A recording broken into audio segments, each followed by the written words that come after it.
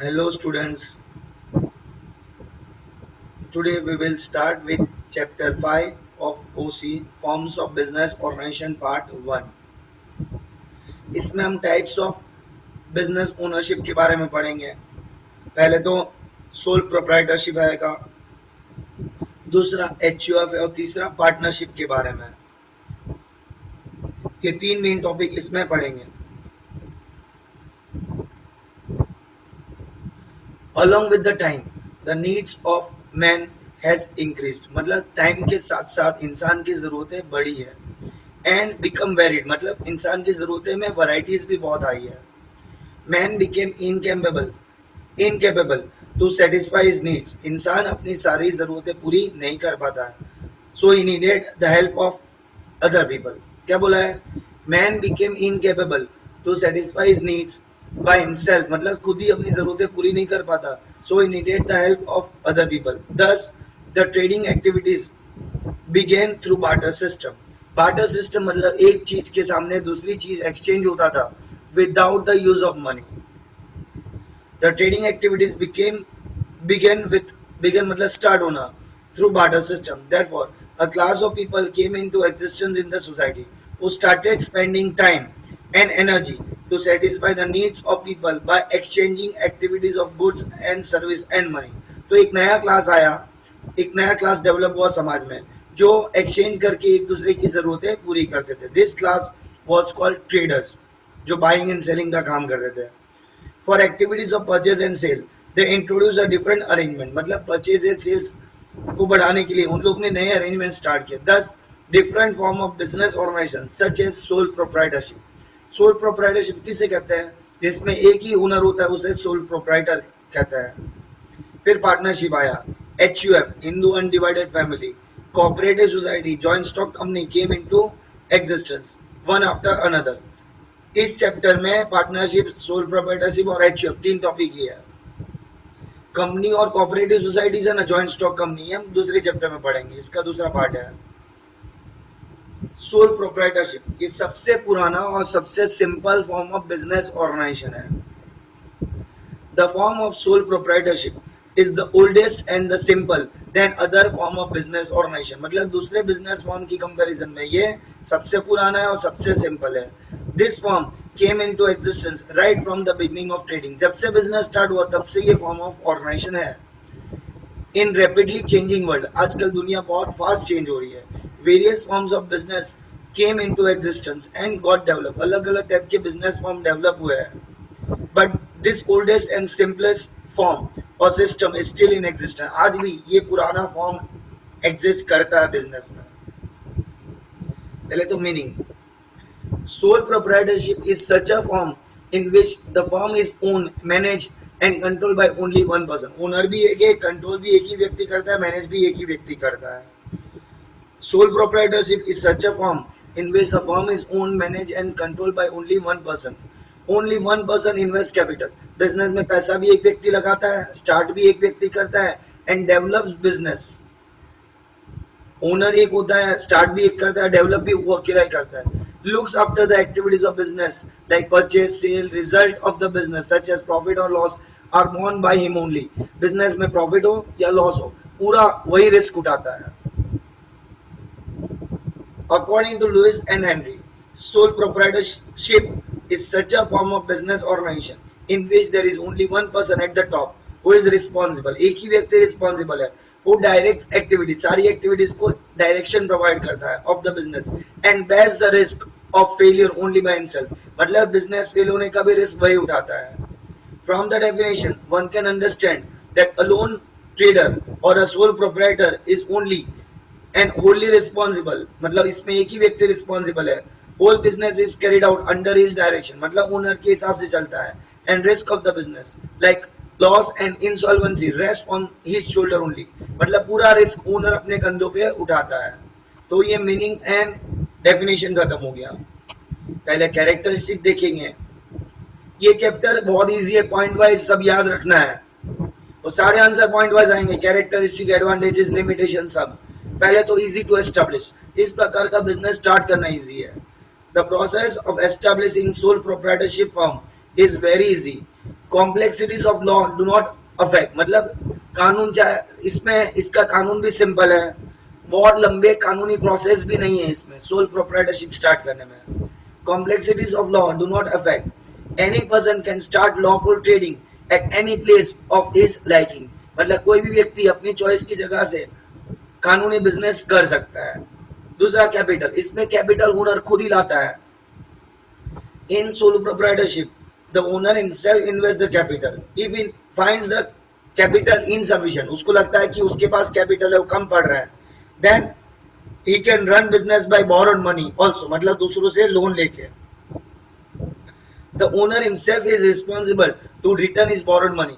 अगर मैंने बिजनेस करने के लिए किसी फ्रेंड से लोन लिया तो लोन की रिपेमेंट की जिम्मेदारी सिर्फ मेरी होगी. इसमें ओनर की जिम्मेदारी है बोरोड लोन लिया उसका वापस करना. Power of administration, business manage करने का पावर सिर्फ ओनर के पास रहता है. Sole proprietor himself is the administrator of business. Generally the owner himself looks after the purchase sale collection, मतलब गुड्स उधार में बेचा उसका पैसा कलेक्ट करना, accounting work and other activities. He himself is the owner of the business. He himself is the manager. वही owner है वही मैनेजर है.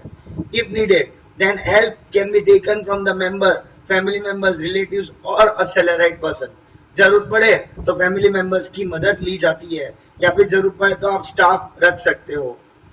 Freedom of work and quick decision, इसमें ओनर को अपने हिसाब से काम करने का पूरा फ्रीडम है और इसमें डिसीजन भी ओनर क्विकली ले पाता है. क्यों? उसको किसी की परमिशन की जरूरत ही नहीं है. Sole proprietor has freedom regarding the business. He performs the activities of business with his intelligence and experience under total freedom. As he himself is the owner, he can take quick decision with ease. Ease मतलब आसानी से, वो आसानी से quickly decision ले पाएगा. फिर पांचवा liability. Liability मतलब उसने जो बोरो किया वो liability लोन के बारे में. Liability for repayment of debt मतलब कर्जा is unlimited for sole proprietorship. मतलब इसमें ओनर की अनलिमिटेड लायबिलिटी रहती है. अगर बिजनेस में नुकसान हुआ तो ओनर को अपने पर्सनल प्रॉपर्टी अपना घर वगैरह बेच के भी कर्जा चुकाना पड़ेगा. Liability for payment of debt is unlimited for sole proprietorship. Unlimited liability means that the payment of debt मतलब कर्जा, the creditor can put claim on the personal properties of sole proprietor in the court of law. मतलब creditors जिसने आपको goods उधार में दिया है वो अपना पैसा रिकवर करने के लिए ओनर की पर्सनल प्रॉपर्टी भी बेचने के लिए बोल सकते हैं कोर्ट को. In other words it can be said that when sole proprietor incur the loss in the business, debts go on increasing. मतलब लॉस होता रहेगा तो कर्जा बढ़ता रहेगा. And for payment of debt, if there is insufficient fund in the business, then sole proprietorship is liable to pay total debts from his personal properties. तो owner को अपनी पर्सनल प्रॉपर्टीज में से भी कर्जा चुकाना पड़ेगा. छठा पॉइंट है मेंटेनेंस ऑफ सीक्रेसी. ओनर अपने बिजनेस की सीक्रेट मेंटेन कर पाएगा क्योंकि उसको अपने बिजनेस के बारे में किसी को बताने की जरूरत ही नहीं है. In sole proprietorship as the trader is the sole owner of the business, वो अकेला ओनर है. सीक्रेसी इज मेंटेन मतलब बिजनेस की सीक्रेट मेंटेन होगी. पर्सनल कांटेक्ट, ओनर सबके साथ पर्सनल कांटेक्ट मेंटेन कर पाएगा. In sole proprietorship as the working area of business is limited, मतलब बिजनेस छोटे स्केल पे होता है. Personal contact with the customers can be maintain. Owner अपना पर्सनल कांटेक्ट कस्टमर के साथ मेंटेन कर पाएगा by keeping focus on the changing taste of the customer, their requirement, fashion, demand etcetera. More satisfaction can be given to customer, मतलब customer के साथ पहले contact रखेगा और कस्टमर की जरूरत समझेगा, उसके टेस्ट के हिसाब से उसकी चॉइस के हिसाब से उसको ज्यादा से ज्यादा सेटिस्फेक्शन दे पाएगा. कौन? Sole proprietor.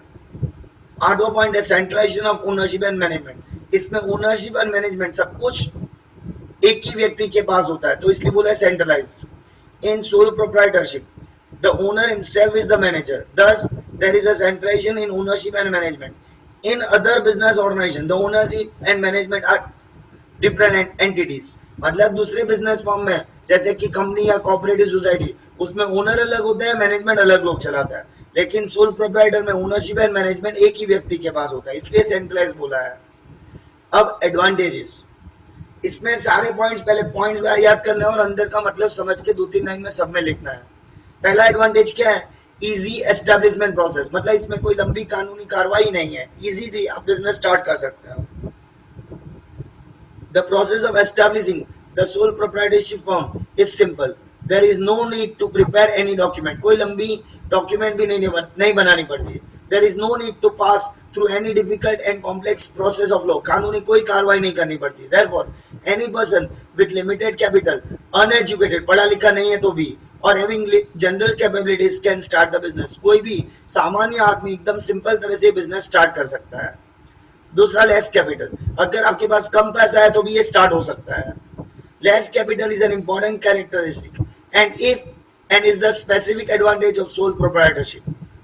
Soul proprietor can start business with less capital, मतलब बहुत कम पैसे से बिजनेस स्टार्ट होगा।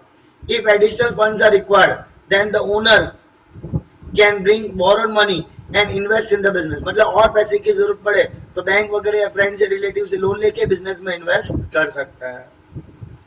Third, secrecy of maintenance of secrecy, business की सीक्रेट मेंटेन रहेगी। ज्यादातर कैरेक्टरिस्टिक के पॉइंट्स ही एडवांटेजेस में है।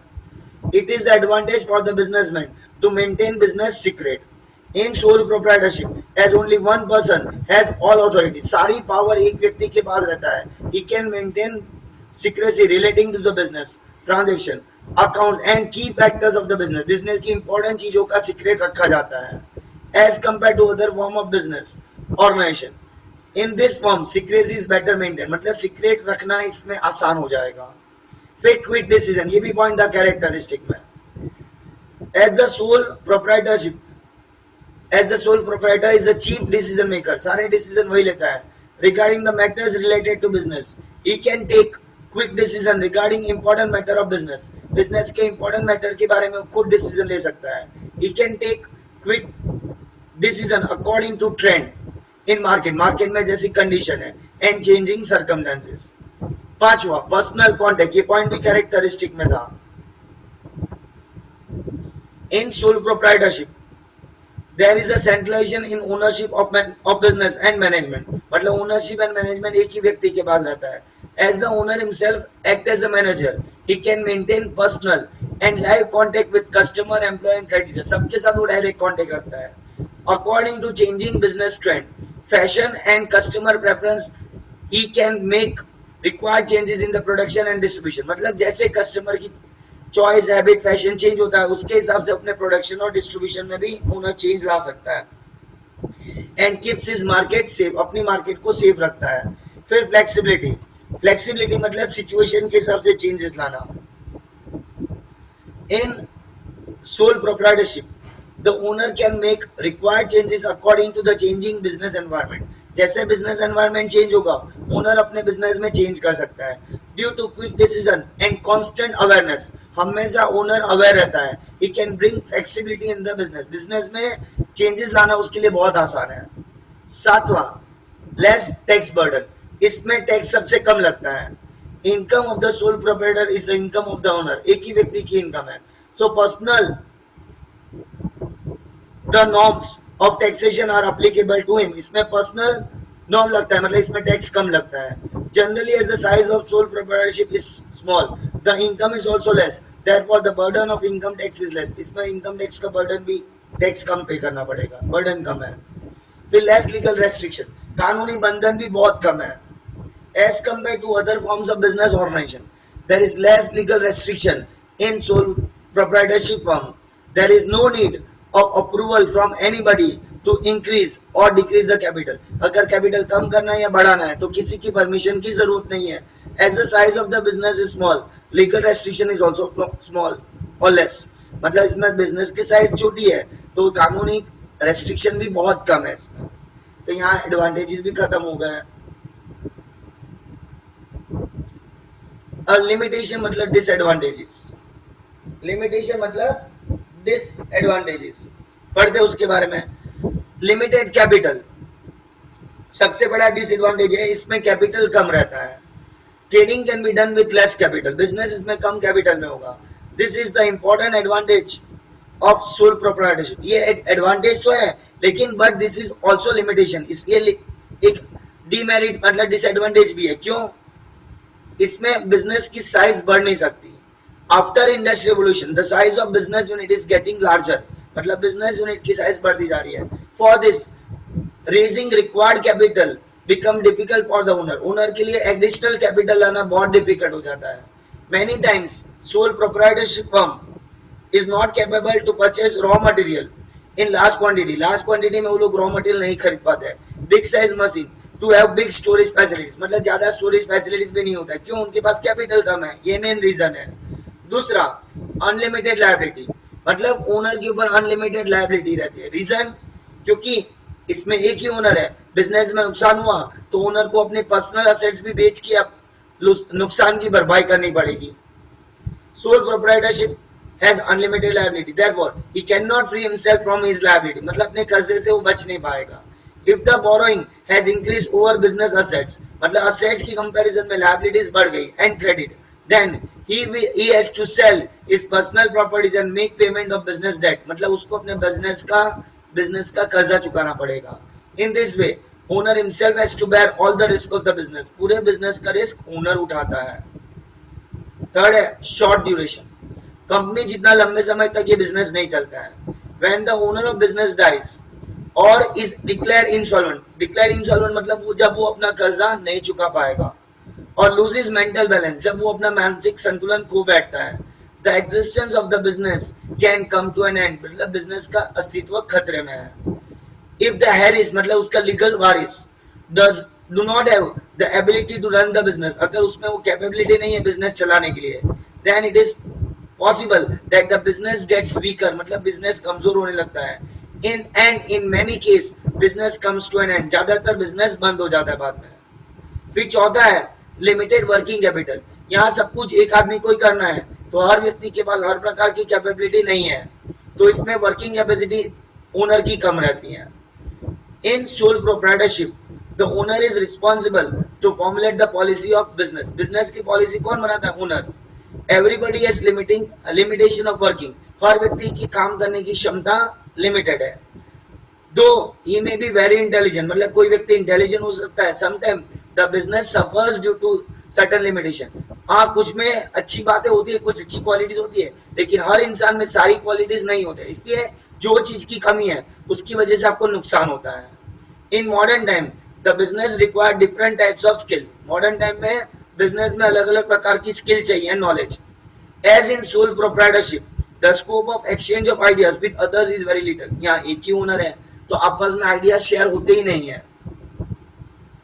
As in sole proprietorship the scope of exchange of ideas with other is very little, the development of business remains limited, मतलब business की development का चांसेस बहुत कम रहता है. पांचवा पॉसिबिलिटी ऑफ रॉन्ग डिसीजन, इसमें सारे डिसीजन एक ही व्यक्ति लेता है और कई बार ऐसा होता है कि एक व्यक्ति जल्दबाजी में कोई गलत डिसीजन ले लेगा. अगर दो चार लोग होते हैं ना ओनर में तो आपस में डिस्कस करने के बाद रॉन्ग डिसीजन होने का चांसेस कम होता है, लेकिन इसमें एक ही व्यक्ति डिसीजन लेता है इसलिए रॉन्ग डिसीजन होने का चांसेस ज्यादा है. Sole proprietor himself take business decision, he does not have advantage to take help from experience and specialised knowledge of others, मतलब दूसरे का नॉलेज का बेनिफिट उसको नहीं मिलता है. He may be most capable, मतलब उसमें कैपेबिलिटी ज्यादा है, स्किल्ड है, but is personal decision sometime may be hasty, मतलब जल्दबाजी में, एरोनियस मतलब जिसमें गलती है, and tend to damage to the business, कई बार उसका पर्सनल डिसीजन बिजनेस को नुकसान पहुंचाता है. Lack of advantage of large scale business, मतलब वो लार्ज स्केल बिजनेस नहीं कर पाएगा. क्यों? ड्यू टू लिमिटेड कैपिटल, इसमें कैपिटल कम होता है. The business remains limited in sole proprietorship, capital कम है इसलिए बिजनेस भी छूटा रहता है. As there is unlimited liability, मतलब रिस्क ज्यादा है. The owner can not go for larger enterprise, इसमें अनलिमिटेड लायबिलिटी है ना तो ओनर रिस्क लेने से डरता है, इसलिए बिजनेस बड़ा नहीं हो पाता है. As purchase and sale are on the small scale basis, sole proprietorship can not avail the advantage of large scale purchase and scale, मतलब ज्यादा क्वांटिटी में परचेज और सेल का उसका बेनिफिट नहीं मिलेगा. तो यहाँ प्रोप्राइटरशिप एंड होता है, तो ये पहला वीडियो में एंड कर देता हूँ यहाँ.